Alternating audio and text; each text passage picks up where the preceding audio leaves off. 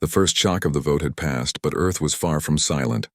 Across the planet, humans worked in ways no alien species could have predicted. Where the galaxy expected panic, despair, or even rebellion, humans responded with thoughtfulness and strategy. In laboratories scattered across continents, scientists hunched over consoles, adjusting delicate instruments. They were not preparing weapons as many aliens assumed humans would, but rather probes designed to demonstrate human uniqueness. Each probe carried information and messages crafted with care. Music, literature, mathematical proofs, and intricate patterns of thought were encoded into their systems. What they cannot understand, one physicist said quietly, adjusting a transmission frequency, is that humans do not need to fight to make themselves known. We communicate differently. We think differently, her assistant nodded.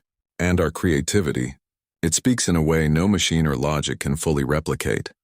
Indeed, humans were beginning to send their first messages to the stars. Each probe launched quietly, almost humbly, but each carried the unmistakable mark of humanity. The messages were designed not only to show intelligence, but to reveal human curiosity, emotion, and problem-solving.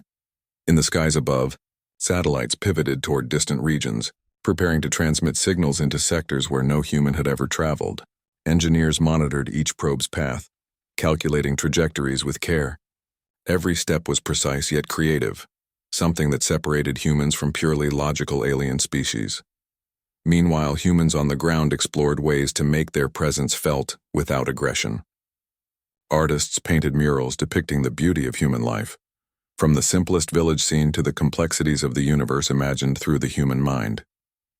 Musicians recorded melodies that carried subtle patterns of logic hidden within their harmonies. Philosophers wrote essays that questioned assumptions and explored ideas about life, time, and existence. Every creation was a statement. Humans were alive, thinking, and undeniable. Alien analysts monitoring these transmissions were puzzled.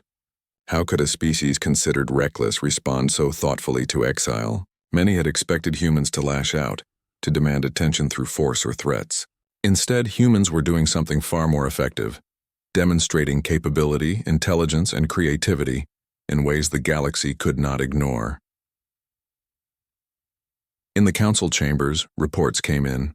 Delegates from multiple species exchanged bewildered glances. They send culture, not war, one remarked. They do not even request anything. They simply show us themselves. Another shook his head. I do not understand. This is remarkable. Dangerous even. They make us doubt our predictions.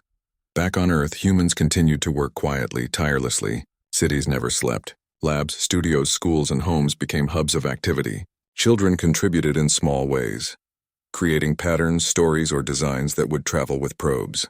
Teenagers helped engineers design compact, energy-efficient systems for sending messages. Elders, the keepers of human history and experience, provided guidance on what ideas would best represent the species. Even ordinary citizens found ways to participate. Farmers developed biosignals that could communicate patterns of life and growth. Teachers held lessons in public squares about scientific principles, philosophy, and art, broadcasting their knowledge to the stars. Engineers and programmers collaborated in online networks that spanned continents, coding solutions that could process and transmit vast amounts of information efficiently.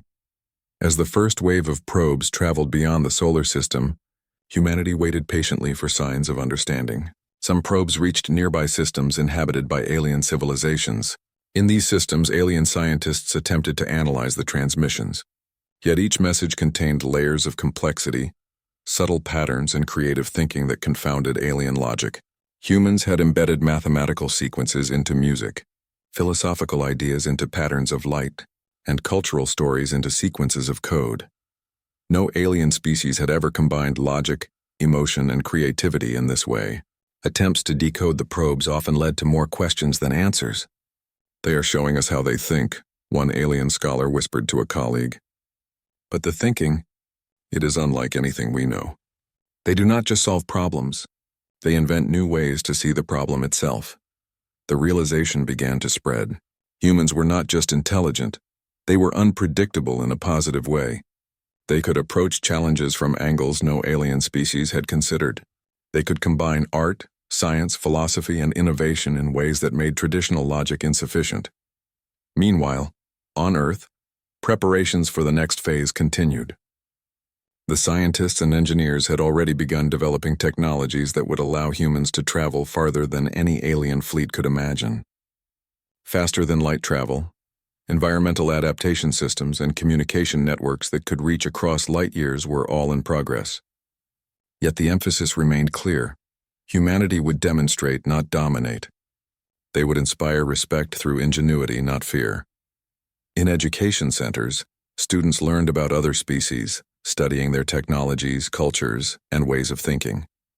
But humans also learned to reflect on themselves, understanding that their greatest advantage lay not in raw strength, but in creativity, adaptability, and cooperation. Lessons in empathy, ethics, and strategy accompanied lessons in mathematics and engineering. Humanity was preparing itself not just to survive, but to thrive in a galaxy that had tried to exile them. The alien response to these early transmissions was mixed. Some species were impressed, recognizing the sophistication of human thought. Others were skeptical, dismissing the probes as insignificant until they realized the difficulty of understanding them fully. Still others grew uneasy, sensing that humans might soon influence the galaxy in ways no species had anticipated. Despite all this, Earth remained focused and calm. Leaders emphasized patience and precision. "Our goal is not to scare anyone," the Earth president explained in a global broadcast. "Our goal is to show the galaxy that humans exist, that we think, that we create, and that we solve problems.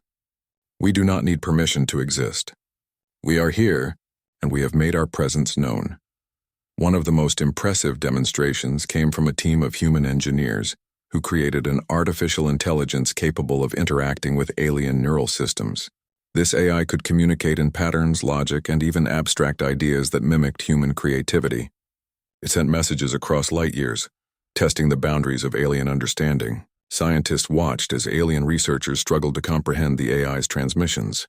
Many began to realize that humans had mastered something entirely new: the ability to influence, teach, and inspire without coercion. Communities around the world celebrated quietly. Musicians, artists, and scientists shared in the collective effort.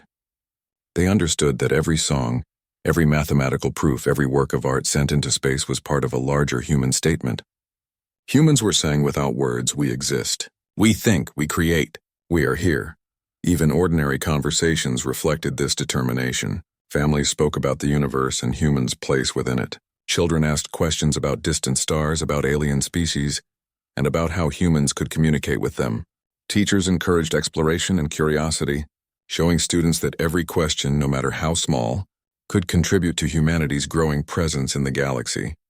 The weeks turned into months, and the humans' presence became undeniable. Alien civilizations began noticing patterns in the probes, recognizing that humans were unlike any other species. Their unpredictability, intelligence, and creativity challenged assumptions and forced the galaxy to reconsider its opinion of Earth. For the first time, many alien species understood that humans could not be controlled, ignored, or dismissed. They were not violent, but they were powerful in ways that mattered most. They could think, adapt, and create. Humanity had taken the Council's attempt to isolate them and transformed it into a demonstration of strength without force. Back on Earth, life continued as usual. People went to work, children went to school, and cities bustled with activity. But beneath the surface, a quiet revolution was unfolding. Every scientific discovery, every artistic achievement, and every message sent into the stars was part of humanity's response to exile. The galaxy had issued a sentence, but humans were writing their own story. In the quiet of one research lab, a scientist looked at a probe ready for launch. "They think they can banish us," she said softly. "But this isn't punishment. It's opportunity. We will show them what it means to be human." And so humanity continued its unexpected response, not with weapons or anger, but with ingenuity, creativity, and determination. Each probe, each message, each discovery became part of a growing legacy, a legacy that would soon reach every corner of the galaxy. Humans had been told to step aside, but instead they stepped forward. They had made their presence known, and the universe would never be able to ignore them again. The vote to banish Earth had passed, but the humans of Earth had already begun to rewrite what it meant to be human in the galaxy. They were not merely surviving. They were thriving. They were not merely responding. They were defining their own rules, and in doing so, humanity The galaxy had begun to notice a change. Where once humans were considered reckless and impulsive, they were now seen as clever, unpredictable, and strangely patient. Alien analysts struggled to understand them.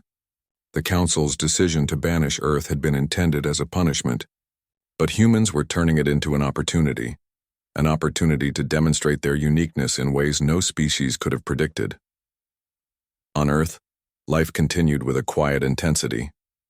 Scientists, engineers, artists, and philosophers worked in harmony. Cities glimmered with lights from laboratories and research centers, while spacecraft readied for their next launches. But unlike other species, humans did not rush blindly into conflict or demand attention. Instead, they acted with calculated creativity. One of the most remarkable projects involved the development of quantum engines for spacecraft. Unlike conventional propulsion systems, these engines allowed ships to travel at near light speeds, reaching distant sectors far faster than anyone expected. Engineers worked day and night, drawing on centuries of human innovation. Each design incorporated not only advanced science but clever original solutions that no alien species could have conceived. "It's not just about speed," said Dr. Lena Marquez, lead engineer on the project. "It's about flexibility. Our ships can adapt to different environments, navigate unpredictable conditions, and even communicate in ways that other species cannot predict. It's not just technology, it's human thinking built into every system." Alongside the engineers, biologists, and medical researchers developed ways for humans to survive in extreme environments. Humans could already endure conditions that many alien species would find lethal. Through genetic enhancements, advanced suits, and adaptive technologies, humans prepared themselves to explore worlds others could not. The combination of adaptability and intelligence was beginning to make the Council's fears seem reasonable, but in a completely different way than they had imagined. Meanwhile, humanity's cultural response continued. Music, art, and literature were shared with the galaxy through probes and transmissions, each carefully crafted to reveal the depth of human creativity. Alien scholars attempted to analyze the messages, but often their understanding fell short. Humans were embedding layers of meaning within the simplest forms, mathematical sequences hidden in melodies, philosophical ideas encoded in patterns of color, narratives concealed within stories of everyday life. One alien historian admitted privately, "They are showing us how to think, but it is not a way we can fully grasp. Their creativity is a weapon of influence, subtle but undeniable." The Council, however, remained unconvinced. Many species still believed humans would eventually falter. Patrols were sent to enforce the banishment. Trade blockades were imposed, and attempts were made to monitor all human activity. The galaxy assumed humans would obey the rules, or at least fail when trying to resist them. They were wrong. Humans did not rebel violently. They did not send fleets to attack alien ships. Instead, they adapted cleverly, using intelligence and ingenuity to bypass obstacles. Trade continued in subtle ways, with goods and ideas reaching other species through complex networks that no alien patrol could fully trace.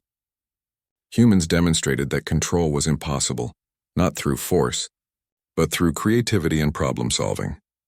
In one striking example, a fleet of human cargo ships approached a distant system under blockade.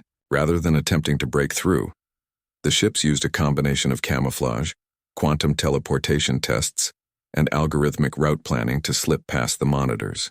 When alien observers reviewed the data, they could not understand how the humans had managed it. No species had ever combined strategy, technology, and unpredictability so effectively. Even more impressive were the symbolic statements humans began to make. Small, unexpected displays appeared in distant sectors, holographic images, light patterns in star systems, and subtle messages left in abandoned communication channels. These were not threats, they were proof of presence. Humans were demonstrating, in ways no alien could ignore, that they existed, adapted, and were capable of solutions no one else had imagined. Back on Earth, leaders continued to plan. While other species assumed humans were reacting emotionally to their exile, the truth was different. Humanity had learned to transform challenges into opportunities. The Council's decision had united Earth, inspiring cooperation, innovation, and resolve. In classrooms, children learned the principles of problem-solving and creativity alongside traditional subjects. In laboratories, engineers refined technologies that would extend human influence and presence. And in cities, ordinary citizens contributed in small but meaningful ways, proving that every human could play a part in shaping the species' future. The most extraordinary developments, however, were happening in the realm of intelligence and communication. Humans had created AI systems capable of analyzing alien behavior and predicting outcomes with remarkable accuracy. These systems did not replace human judgment. They enhanced it. By combining creativity, adaptability, and logic, humans began to anticipate the galaxy's reactions and adjust their actions accordingly. Alien analysts grew increasingly frustrated. They had expected resistance, perhaps even violence. Instead, they saw subtle patterns, carefully crafted communications, and demonstrations of intelligence and adaptability. The humans were unpredictable in the most disarming way. In one council session, a representative of a major interstellar species spoke bluntly, "We cannot control them. Every attempt to isolate Earth has failed. Their intelligence, it is beyond what we expected, and yet they have not attacked. They only show us themselves. It is unsettling," another delegate added. "They do not play by our rules. They make their own rules, and we cannot predict them." Earth, meanwhile, quietly observed the galaxy's reactions. Humans understood that influence did not require confrontation. They were patient, learning from mistakes, testing boundaries, and showing what it meant to be human. Every probe, every artistic work, every technological advancement sent a subtle message. We exist. We are intelligent. We are creative. We cannot be ignored. The alien perspective began to shift. For the first time, some species started to respect humanity. They recognized that human strength was not in numbers, power, or aggression, but in their ability to think, adapt, and create. Humans could find solutions where others failed. Humans could combine science, art, strategy, and philosophy into a single approach to problems. Yet not all reactions were positive. Some alien species remained wary, uncomfortable with the unpredictability of humans. They had expected an easy process: isolate Earth, impose rules, and maintain control. Instead, humans were redefining the rules entirely. This was exactly what humanity had hoped to achieve. The banishment had become a proving ground. Humans had shown that they were not only capable of surviving, but of thriving under constraints. They had demonstrated that intelligence, creativity, and unity were more powerful than fear or aggression. In practical terms, humans had also begun building networks across sectors that facilitated communication, trade, and cooperation without violating the Council's decree directly. By finding innovative, non-violent solutions, they had proven that enforcement of the banishment was nearly impossible. Alien patrols could watch, but humans always found a way to continue their work. The Council, for all its power, could not fully grasp humanity's potential. Humans had transformed punishment into a platform for ingenuity, turning obstacles into opportunities. The lesson was clear.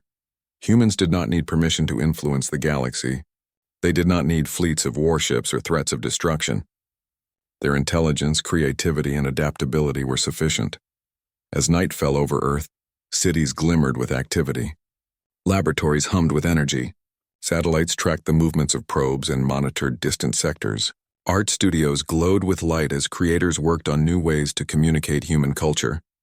And in schools, children asked questions that were not easily answered, preparing the next generation to continue humanity's efforts in ways no alien could anticipate. Dr. Marquez, watching her team finalize a new quantum engine design, smiled quietly. "They think they can control us," she said. "But the truth is, we have already shown them we cannot be controlled. Every action we take, every message we send, demonstrates the same thing. Humans will not vanish, and humans will define their own place in the galaxy." Indeed, humanity was becoming something new in the eyes of the galaxy, not a reckless, impulsive species to be feared, not a weak species to be dismissed. Humans were innovators, creators, and problem solvers, capable of influencing the universe in ways no other species had imagined. The vote to banish Earth had been intended as punishment. But humans had turned it into a proving ground. They had shown that exile could not weaken them. It could only reveal their strengths. And as the first generation of probes returned data, analyzed by human and alien scientists alike, One fact became undeniable. Humanity was not just surviving. They were reshaping the galaxy's understanding of what it meant to be alive. To be intelligent, to be human. The Council, despite its size, power, and centuries of experience, had underestimated them. Every prediction, every expectation had been proven incomplete. Humans were clever, persistent, and relentless in their... For decades, humans had been quietly proving their presence to the galaxy. Their intelligence, creativity, and adaptability had left alien species puzzled and amazed. Probes filled with human music, literature, mathematical proofs, and cultural stories had traveled across countless star systems. Every message carried subtle patterns of thought, emotion, and creativity, demonstrating that humans were unlike any other species the galaxy had encountered. But now, Earth's leaders decided it was time to make their stance clear. For the first time, humans were not just sending subtle messages. They would announce their rules, their principles, and their approach to the galaxy. The message was prepared meticulously. It would be broadcast across every sector, in every system, in formats that could be understood by countless alien species. It was not a threat.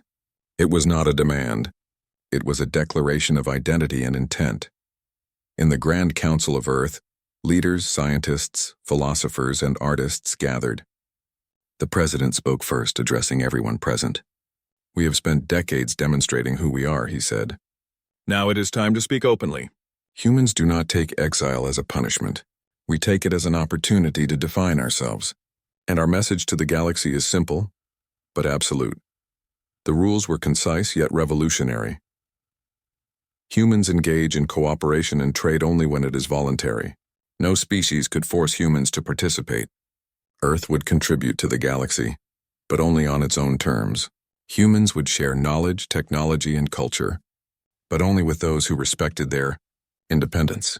No species may claim total control over humans or Earth. Attempts to dominate or manipulate humans would be met with countermeasures that combined intelligence, strategy, and creativity.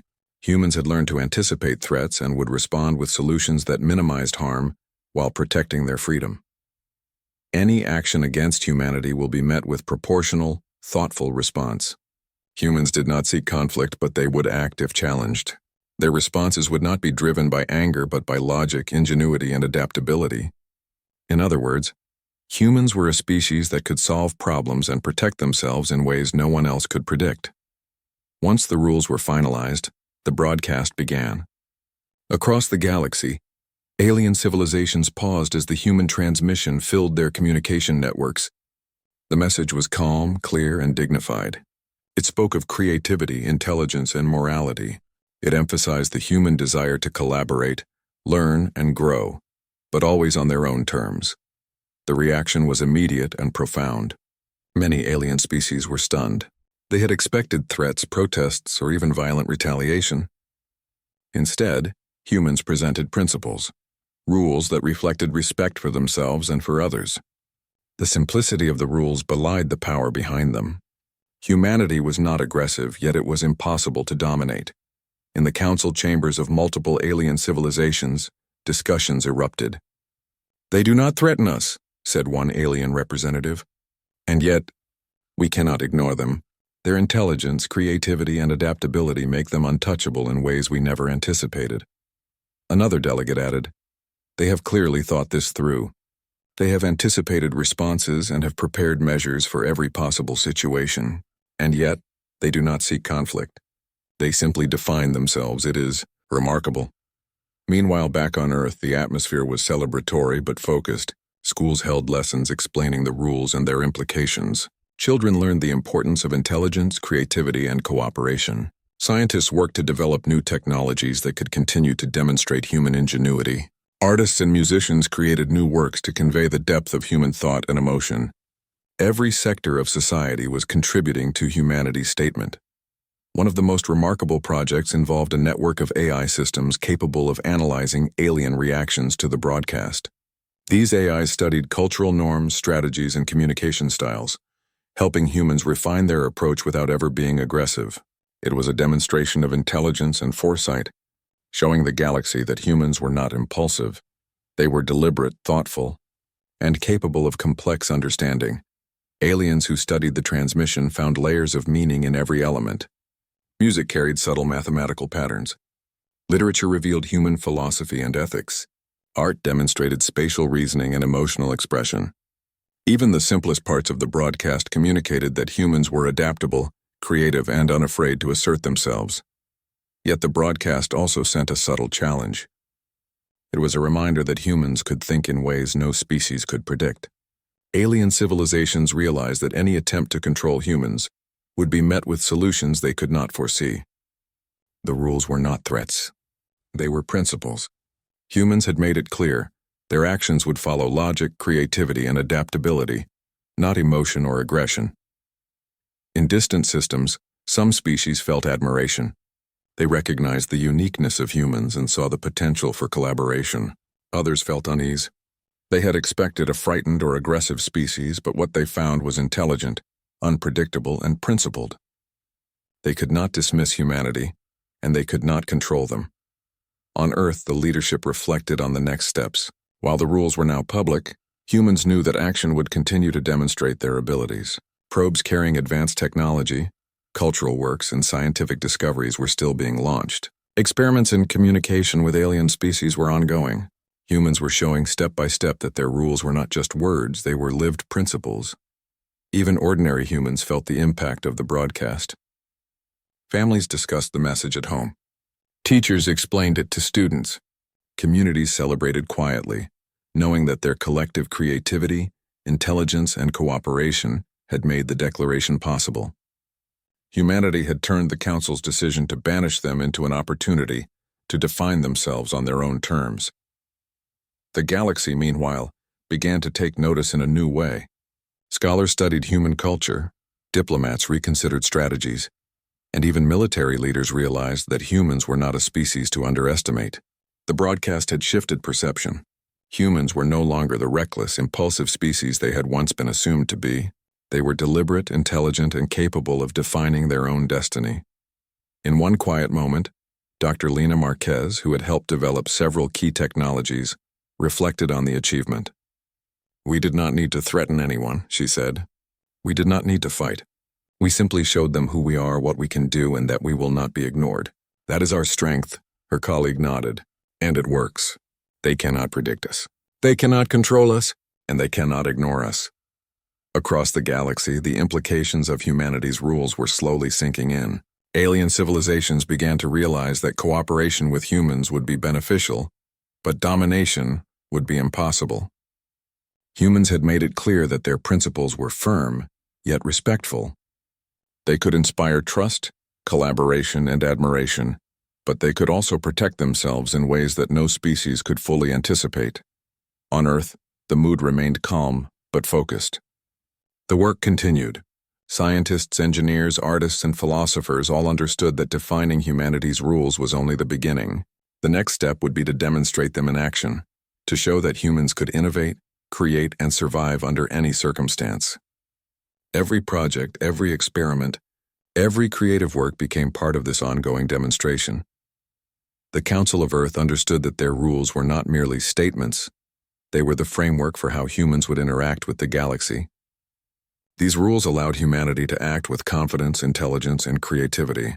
They defined limits, set expectations, and communicated the essence of what it meant to be human. The broadcast, though simple in format, carried a message that resonated across the stars. Humans had arrived not to conquer, but to participate, not to submit, but to exist with dignity and ingenuity. They had made their presence known, and they had done so in a way that no species could ignore.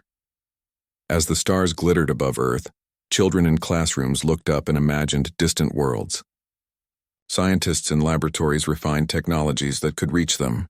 Artists created works inspired by the cosmos.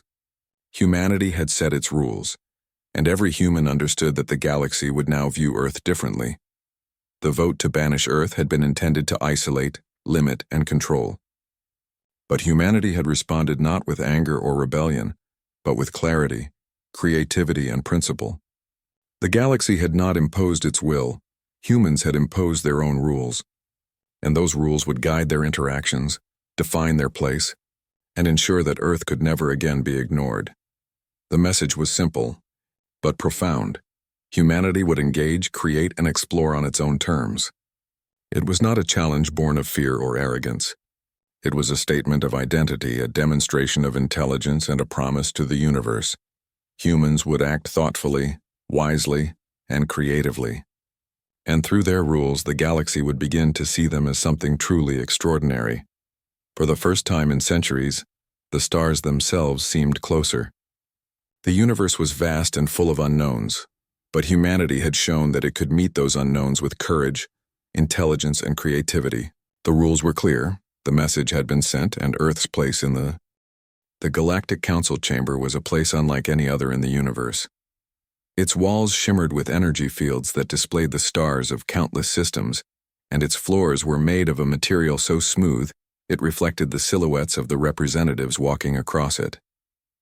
Delegates from dozens of species moved gracefully through the vast space, some gliding, some floating, some walking with deliberate steps. Each species carried its own history, technology, and culture, and they were all here to negotiate the future of the galaxy. At the center of the chamber, a massive round table floated, its surface glowing faintly. Each seat had a holographic interface customized for the species that would occupy it. Some chairs were so large they looked like small ships, others so delicate they seemed almost fragile. Above the table, a giant dome of translucent energy displayed a holographic galaxy, showing where every major fleet and colony was located. Humans were newcomers here. Compared to the oldest civilizations in the Council, humanity had barely stepped out into interstellar space. But humans had one thing the others often overlooked: courage combined with unpredictability, and today, that courage would be on full display. Captain Elias Varn, Earth's diplomat and representative, stood at the entrance, taking in the chamber. He was dressed in a simple but practical uniform, unlike the elaborate garb of some alien delegates. Humans did not need flashy appearances. Their actions spoke louder than appearances ever could. Elias adjusted his communicator and took a deep breath. "Remember," his assistant whispered, "every eye in this chamber is on you. Don't let them underestimate us." Elias nodded. That was exactly the plan. Humans were underestimated too often, and they had learned to turn that underestimation into advantage. The Council had convened today because of a growing threat. The Zerthians, a ruthless and aggressive species, had been attacking outer colonies of multiple civilizations. They struck quickly, destroying settlements before anyone could respond. The Council was discussing minor sanctions and small-scale interventions, but no species wanted to risk their fleets for a full war. Fear, pride, and indecision held them back. Elias watched as debates unfolded. A species with translucent skin and multiple eyes floated over a holographic map, pointing at the Zerthian-occupied systems. Their voice was musical but carried authority. Another species, tall and armored with a shell-like body, argued for caution, warning that provoking the Zerthians could trigger wider conflict. Humans were often quiet at first. Other species assumed they would side with caution or neutrality. But Elias knew humans were different. Humans could think fast, act decisively, and combine logic with emotion in a way other species rarely did. As the Council argued, Elias quietly observed. He noticed the subtle power plays, the whispers between allied species, the controlled gestures, and the occasional flicker of fear in the eyes of some delegates. Every species had weaknesses, and the humans had spent decades learning to detect them. Finally, the chair of the Council, a tall being with crystalline skin, spoke. "Earth," it said, its voice echoing like a bell. "Your species has observed us for some time. What is your position regarding the Zerthian threat?" All eyes turned to Elias. Some leaned forward with curiosity, others with skepticism. There were whispers among the delegates. Humans had never been known for aggressive diplomacy. They were cautious, sometimes stubborn, and often underestimated. Elias stepped forward. The floor was open for him now. Every step he took resonated through the chamber. The humans had prepared carefully, studying every council protocol, every previous war, every weakness of the Zerthians, and every hesitation of the member species. When he finally reached the center, Elias raised his hand slightly in greeting. His voice, clear and steady, filled the chamber. Honored members of the Galactic Council, he began, we have all seen the reports. The Zerthians continue to strike colonies that have no defense, killing millions and destabilizing entire regions, and yet we hesitate. We debate minor actions while the threat grows. Every day we delay, the Zerthians gain strength, and our window to stop them shrinks. He paused, letting the weight of his words sink in. A few delegates exchanged uneasy glances. Humans were supposed to be cautious observers, not speakers of forceful warnings. We understand caution, Elias continued. We understand diplomacy, but caution alone will not save lives. Diplomacy alone will not stop a species that does not respect treaties. It is time for decisive action. It is time to act before it is too late. A ripple of murmurs spread across the chamber. Some delegates whispered excitedly to their neighbors. Others frowned. Humans were speaking boldly, more boldly than any species had in decades. Elias's eyes scanned the room. He could see the council's structure, the way alliances shifted subtly with each word, and he knew he had to push further. Humans were not meant to follow cautiously behind others. Humans were meant to act, to innovate, to change the course of events when others faltered. And make no mistake, he said, raising his voice slightly, Earth will not stand idle while entire civilizations are destroyed. If the Council will not act, Earth will, and we will act with precision, with courage, and with resolve. We are not reckless. We are prepared, and we will not fail. The chamber went silent. For a moment no one breathed. Humans were not supposed to declare such intentions. The Council had never faced a species that would threaten to act independently, boldly, and decisively. Some delegates were angered, seeing this as a breach of protocol. How dare a young species speak of war before consulting the Council? One shouted, but others looked impressed. There was a flicker of recognition in their eyes. Humans had a quality many species lacked, a combination of bravery, intelligence, and moral clarity. The Council could debate endlessly, but humans acted. Humans decided. Elias continued, calm and steady. We do not seek glory. We do not seek conquest. We seek peace for the innocent, safety for the colonies, and justice for those who cannot defend themselves. We are offering a choice. Act now with decisive force or witness the destruction that hesitation brings. Some delegates whispered to each other, unsure whether to support him. A few older species, known for centuries of cautious diplomacy, nodded slightly. They understood what humans had said. Boldness, when combined with skill and morality, could succeed where caution failed. Elias's assistant, standing a few steps behind him, watched the reactions closely. You've shocked them, she whispered. Elias only nodded slightly. Shock was the first step toward change. Humans had learned long ago that the galaxy respected action more than words, courage more than ceremony.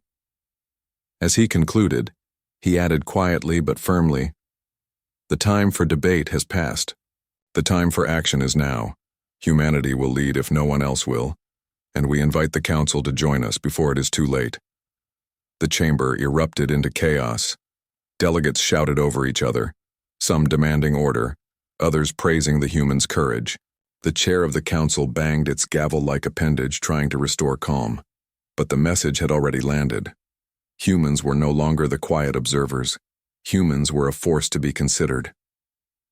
Elias stepped back, allowing the murmurs to continue. He did not need to fight with words anymore. His declaration had changed the atmosphere. The Council could no longer ignore Earth. Humans had made their stand.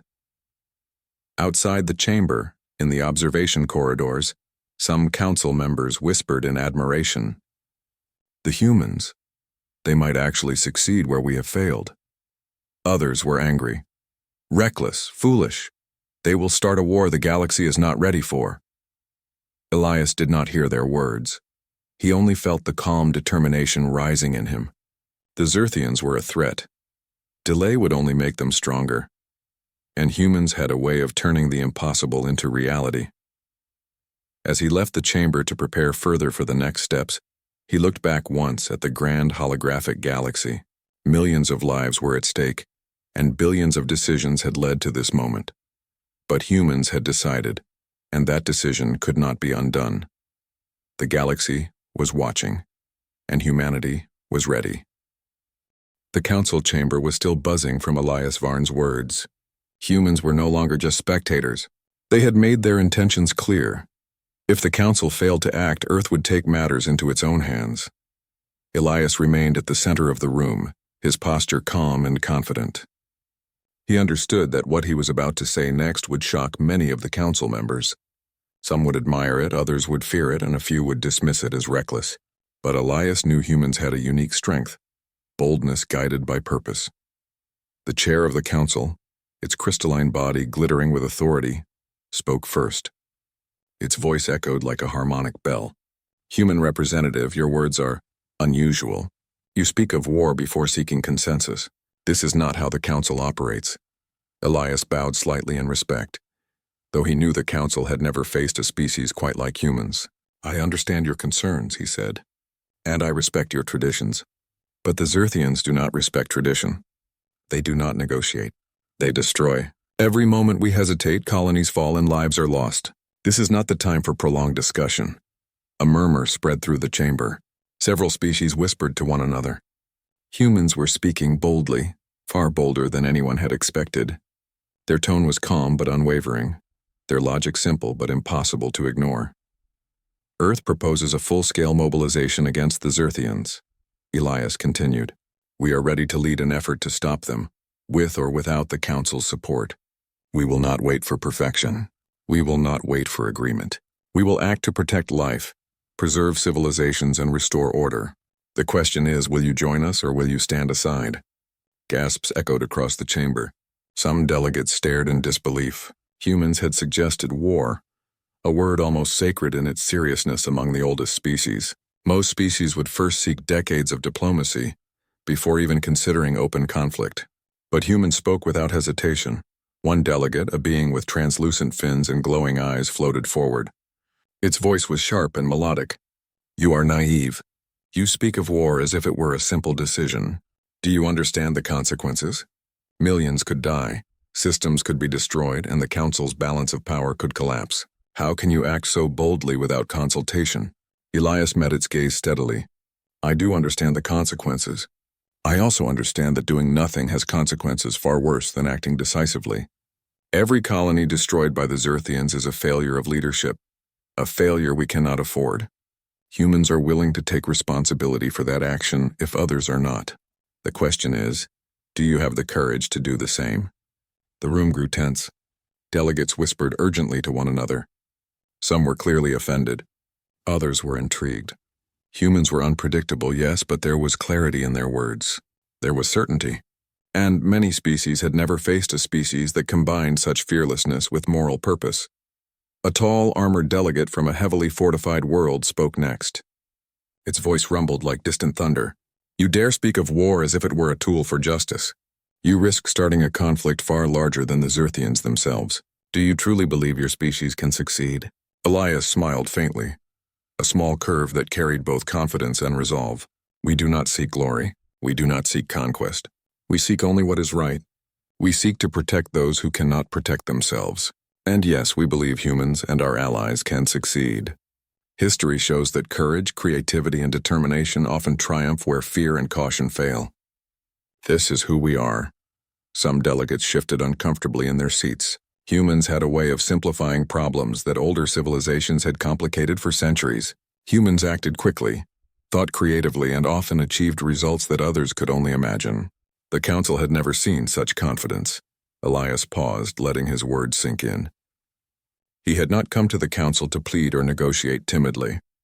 He had come to change the course of the galaxy, and he could see that some species were already reconsidering their hesitation. Another voice rose from the chamber, cautious and measured. Earth, and what you propose is extreme. Are you certain your fleets and strategies are sufficient? Even the combined strength of your species may not match the Xerthians. You risk provoking a war you cannot contain. Elias nodded, acknowledging the concern. I am aware of the risks. But humans have something the Xerthians do not: adaptability. We learn quickly, we innovate, and we act decisively. We do not allow fear to paralyze us, and we are not alone. There are species within this council who also understand the threat, who also wish to act. We invite you to join us before it is too late. A silence fell over the chamber. The human diplomat's words carried weight. There was something unsettling about their certainty, their willingness to act when others hesitated.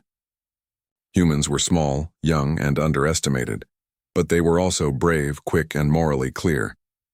That combination made them dangerous in a way that older species could not fully anticipate. One of the oldest delegates, a being whose body resembled a living network of vines and crystals, spoke slowly. Humans, you claim you will act with or without the council. Do you understand what it means to operate independently, to defy centuries of protocol? If you fail, the blame will fall entirely upon your species. Elias's expression was calm, almost gentle yet firm. We understand the responsibility, and we accept it. We do not act recklessly. We act with purpose, strategy, and resolve. Our history has taught us that courage paired with preparation can turn the impossible into reality. We offer the Council a choice. Act with us or watch as humanity protects the galaxy in your stead. The chamber erupted into discussion. Some delegates were visibly angry, waving appendages and shouting. Others whispered excitedly to each other. No species had ever witnessed a young human representative speak with such authority, clarity, and boldness. A group of allied species quietly approached Elias after the initial storm of words. They were small in number but influential in position. Human diplomat, one said, your words, they carry weight. We see the wisdom in your determination. Perhaps we have underestimated your species. Elias nodded respectfully. Thank you. Together we can stop the Xerthians before their destruction spreads further. We are ready to act. The only question is, will you join us? The council's chair banged its gavel-like appendage, calling for order. Enough! The humans have made their position clear. The council will debate and vote. Any further statements must adhere to protocol. But Elias did not need more words. His declaration had already shaken the chamber. Humans had planted a seed of action and courage, and now the council could no longer ignore Earth. Humans were no longer just observers. They were leaders, a force capable of influencing the galaxy's future. Outside the chamber, news of the bold declaration spread quickly. Observers and minor delegates carried the word to other stations and colonies. Humans were speaking openly about war and strategy, about protecting life and acting decisively. The galaxy had never seen such audacity from such a young species. Back in the chamber, Elias' assistant leaned close. You've shocked them all. Some are afraid, some are impressed, and some, I think they respect us now. Elias allowed himself a faint smile. That is the goal. Humans are often underestimated. It is a mistake they make at their own peril. We do not need permission to act when lives are at stake. And the Xerthians. They will learn that underestimating humans is a grave error. Some of the older species exchanged uneasy glances. Humans were unpredictable, yes, but there was strength in that unpredictability. There was bravery. There was determination. There was a moral clarity that could not be measured by technology or wealth. The humans' presence in the council had already changed the conversation, and their bold declaration would ripple through the galaxy. Elias turned toward the holographic map, tracing the outer rim colonies under threat. Millions of lives hung in the balance. Deliberation had failed. Action was required.